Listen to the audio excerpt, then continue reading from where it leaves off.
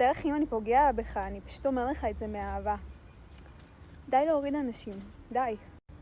טוב, אז נכון הבחור מהסטורי הקודם של ליטף את קימצ'ו. קימי, היי.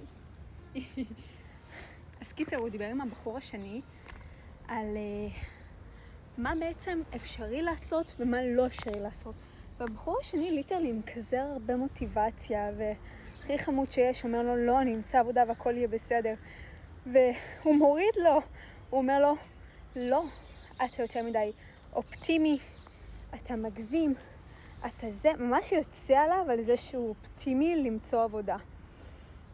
ואז באיזשהו שלב הם החליטו שהם פונים אליי לבקש את דעתי בנושא.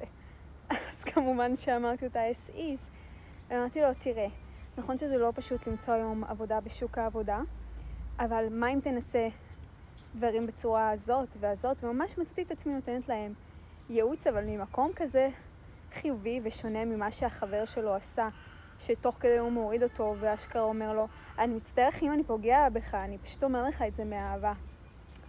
די להוריד אנשים, די. עוד דבר, אם יש לך חברה שעושה לך את זה, דאמפר. דאמפר. היא אומרת שהיא עושה את זה מהאהבה, אבל כנראה שזה נובע מדברים אחרים. מי שאוהב אותך יגיד לך, קוראת בונה בצורה אחרת ולא יציע לך על 200.